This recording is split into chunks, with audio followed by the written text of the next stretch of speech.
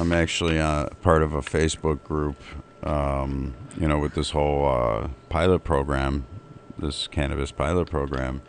And one of the members, the founding members of this group, he's a veteran, and he suffers from a form of PTSD, and he has basically it's a permanent headache. Right. It's a headache that sticks with you 24/7. And that's the same thing that these football players are dealing with on a daily basis. Yeah, because your brain swells up after taking so much of abuse. Right, and there is actual scientific proof that's from a scientist out of Israel that shows that actually, let's backtrack a couple of steps here. The Israeli army, and I don't know if you're familiar with this, the NHL actually administers CBD oils to their head trauma players and soldiers. Cannabinoids? Cannabinoid oils. Okay. Because there's the endocannabinoid system that throughout our bodies. And what it does is they find that it reduces the swelling in the brain and the post-traumatic stress done to the brain is reduced, if not eliminated in some aspects. It's finally about time people are starting to recognize the medicinal uses of cannabis.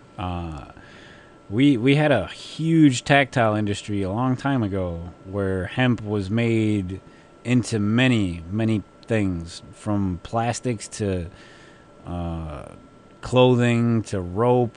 Man, it's such a strong fiber to begin with. And there's a lot of speculation of DuPont being part of the reason why cannabis is so illegal, because of all the reasons they had to keep it from being more popular than plastic. Well, there's that, and there's also you could also look at the aspect of William Randolph Hearst. That's right, his propaganda. Well, not only the propaganda, he also some people do have to do some digging on this, but he was also a major tycoon in the forest industry. Yeah. So what else did he also own? He had a major vested interest in newspapers around the nation. Right. So with hemp, being as cheap and as freely available that it can grow, it would basically turn all his fortunes into losses overnight if they would have chose to use hemp over the logging industry, over paper. Man. It's a better insulator. It's a better fertilizer if it's ground up. Yep.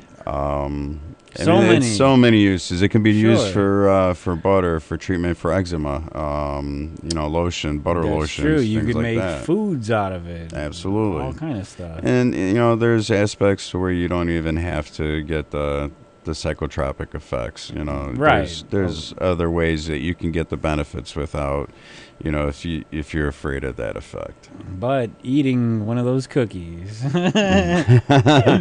If you go above the recommended dosage, which is not going to be really easy to do in this state, because this is one of the most stringent programs around the nation. There's a few more that are stricter, but yeah. How does that work? So, because there are different levels of THC in cannabis, right? So how do they know what's the appropriate dosage to give a patient?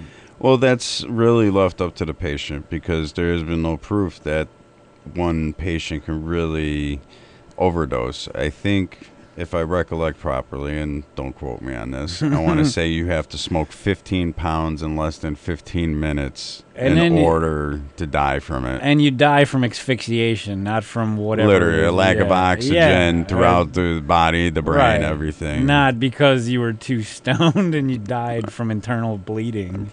Properly, yeah, correct. Yeah, so I actually saw a YouTube video of this guy in Colorado doing. He did an insane amount of direct cannabinoid oil, and it was to raise awareness for this young girl who had cancer, and he took the extract and he was going to make a medicine for this girl. So yeah, and it's sad that people have to leave their states, whatever prospective state, just to go get medicine. But the way it works here is that, you're going to go to a dispensary of your choice. You get to choose one, and you contact the Illinois Department of Public Health, and they basically, you work with them. They give you, the okay to go to that location, and you'll go there and get your medicine. The problem that people are having in Chicago, people that were issued the license, one area in particular that I can think of off the very top of my head is Rogers Park. Right. There was a group that was approved for a license, and Alderman's been sitting on approving the zoning of this I read dispensary. about this. We talked about it on the show one day. Yeah, and it's not right, because you have a vast majority of their constituent base, of this alderman's constituent base, where she is ignoring where they want this, and my idea of this is not, and I don't want to knock Colorado. Colorado has been the trailblazer of this entire, absolutely, with everything. But we don't have recreational. We are treating this truly as a medicine that it should be in, that regard. And in my eyes, these are more like, like a turnkey club. Mm-hmm. You can't get in unless you have the special pass where you got the special card. So, in my opinion, you got seedier people going in the liquor stores than you would have in the dispensary. Sure. All right. So, when this was introduced, I guess back in December, they were talking about how they were gonna make it, for medicinal. They were saying, like, some of the symptoms you have to be dealing with are, like, almost life-threatening. Like, there's some, but there's a list of conditions, and the list of conditions, I want to say there's 28 conditions, and I mean, you can probably easily pull them up, because it's a very strict list, actually. Yeah, that's what another thing, like, because I know Crohn's disease was up there. Right. Well, right now they're trying to get, like, IBS. There's approved 11. There's 11. There's a board that has, I want to say, doctors, a veteran. I want to say, I believe, a former police officer. But anyways, there's a board in the state of Illinois that hears out, these groups or patients that are looking to have their condition added because they know that this will work for them, for the simple fact that they are tired of having to go through the underground market. And there's no reason that people should be afraid to go to jail for a medicine that helps their ailments. Yeah. And, Rauner could very easily, our governor, our great governor, could have very easily signed the bill extending the program and decriminalizing, I believe it was 12 grams, or it could have been 14 grams. Yeah, you could walk with just under an ounce or something. Right. And it's only a ticketable offense. Right, and he wants it made to 10 grams. Like, in my personal opinion, it's splitting hairs. Yeah. But it is progress, normal, The numbers are arbitrary. The idea behind it is what matters. Right. Is that they're loosening their grip on the prohibition is what it is. So, but let's be real here. If they do not loosen their grip, they're not going to get reelected. I don't know. What's the base of, like, what percentage of the population is affected by it in a way that they would use medicinal marijuana? Well, that's a problem that the state's facing right now with the program, having, I believe it's just over 2,000 patients, maybe about 3,000 at this point, approved for this program. You need to actually hear out people, and like these 11 conditions that they're waiting to have approved, they should have been, we should have heard something, really realistically Friday. We should have heard something. Nothing was stated, nothing was put out, so I guess we have to wait till Monday, possibly Tuesday, for an answer. like IBS, irritable bowel syndrome is one, diabetes, peripheral neuropathy. Myself personally, I suffer for something that's known as spinal stenosis, which is a compression of the spinal cord, which causes peripheral neuropathy, amongst other very painful things. Now, in this state's eyes, I guess, or in our governing body's eyes, it's okay for us to take narcotics that were never approved by anybody other than the FDA in some cases. Yeah, in some other cases, it hasn't even been approved and they're out on this market. And it includes heroin. Correct.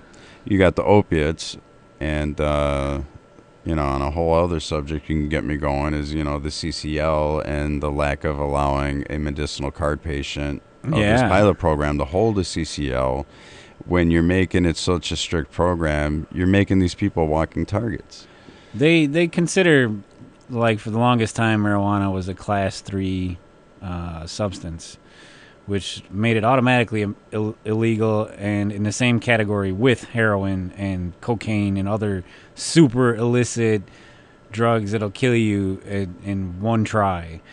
I believe, and I'm no expert on these classifications, but I believe it's a class. It has 0 in the government, and any state that does not have any laws for this weed, this weed that can grow just about anywhere, has no medical benefit, and the science across the pond, as some people would say, says differently. And Israel has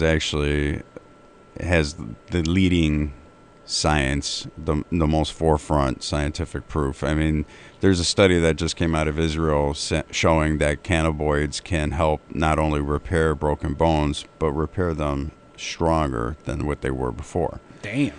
So and this all has to do with our endocannabinoid system. Mm-hmm. This stuff is meant to be in us. They test you for a drug test, and you took your medicine. Right. You have a certain level already in your body, but it's meant to remain in your body. Yeah. That's the whole point. So that's why somebody has to wait 3 months before they can go take a drug test. Right. So we really have to ask ourselves, are we doing ourselves any favors by spending all this money on drug testing for marijuana, drug testing for these people who are parolees for cannabis violations, locking people up for cannabis violations in itself? I mean, we are just wasting billions of dollars, throwing them down the hole. We have people suffering, people dying miserably. You take these medications. You got to take medications to counteract medications, and who's benefiting? Yeah, the big pharma, that's who. Precisely. Yeah, because the same guy that sold you the Rohypnol or whatever, not Rohypnol. Wow. Wait. I don't know what guy you go to. Hey. Enough about you. Got a guy who's got a guy, right? Yeah, I got a guy. But enough about my date drugs. No, it's like, the same people that sell you the Ritalin sell you the Prozac. It's like the one hand, it's on the same body.